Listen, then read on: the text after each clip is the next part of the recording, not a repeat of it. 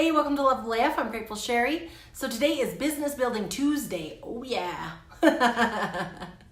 So what I want to talk about is building a soul business versus a regular business. So I've built several businesses over my entrepreneurial career, right? Several six-figure businesses.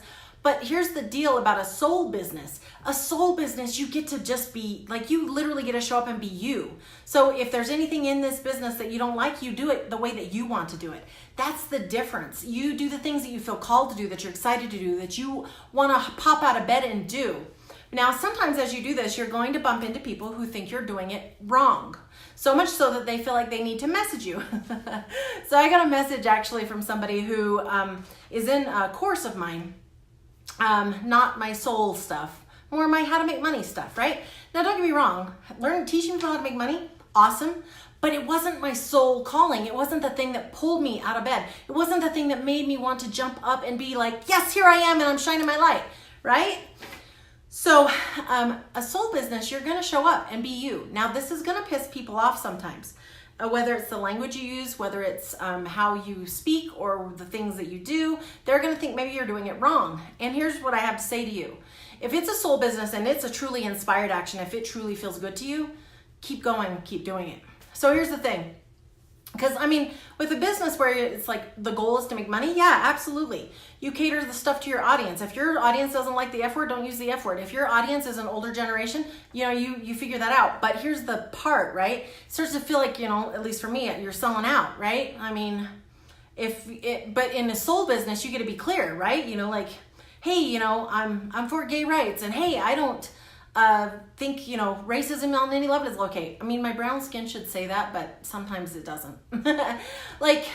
And you get to use the language that you want. You get to talk about what you want. So do you want to be viewed in a negative light? So basically, because one of my posts had the F word in, which, guys, it's a Loveable AF show.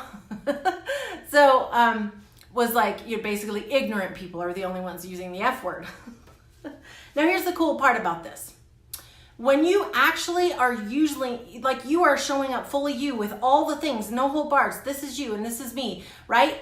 You draw in the people that are your soulmate clients. The people that you don't want to work with, they naturally filter themselves out. It just happens. And so from this same post, I had people literally message me and be like, thank you so much. I needed to hear this so badly today. And then I also had somebody talk about that maybe it's ignorant. It's going to affect my online persona.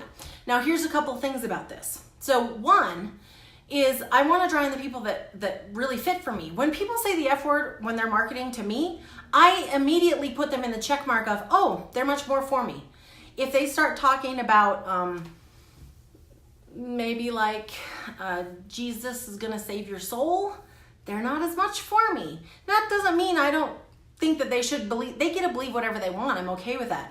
But it's probably not going to be as big of a fit for somebody who says the F word. Like, for real.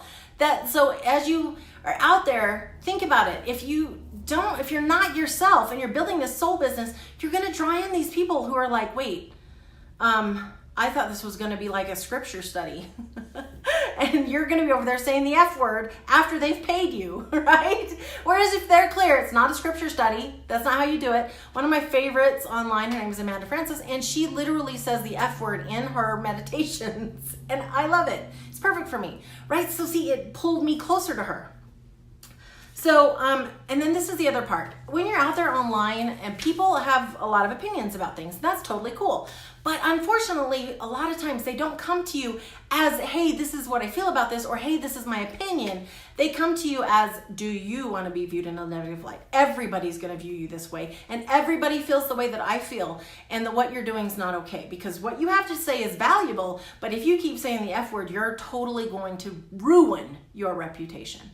Now, that's a very different thing than, hey, I don't like it when you say the F word, right?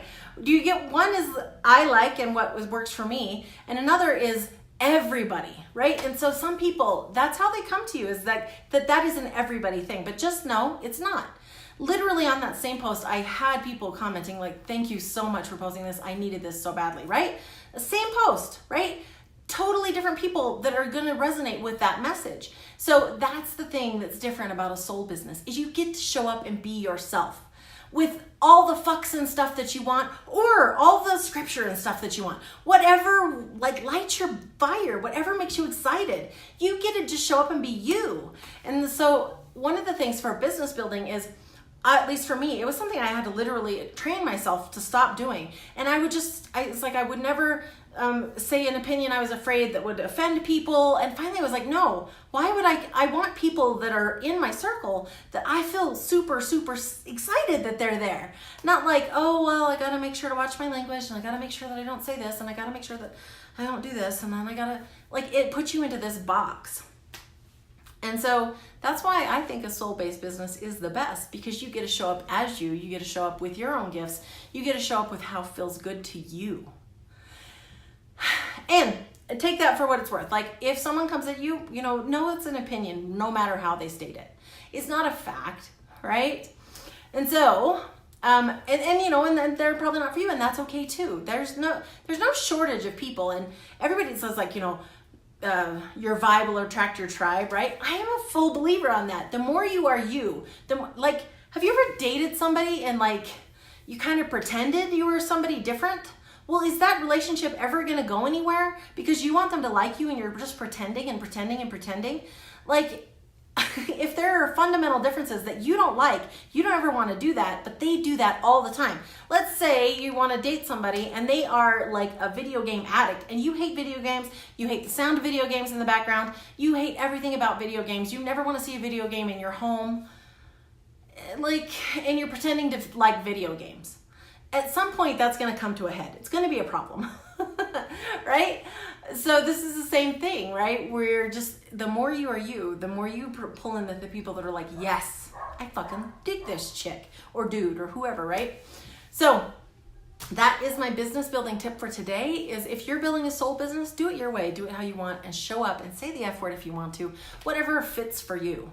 So, in case nobody has told you yet today, you are lovable as fuck just the way you are. And if you're like, oh my God, I totally want to build a soul business, I happen to have a free training just for that. It's at gratefulsherry.com/soul business. I've been talking to you about thinking of business in a different way, and like, how could you take your current skill set and turn it into a 6-figure business for yourself? So come on over and check it out if that's for you. And if not, I will see you tomorrow.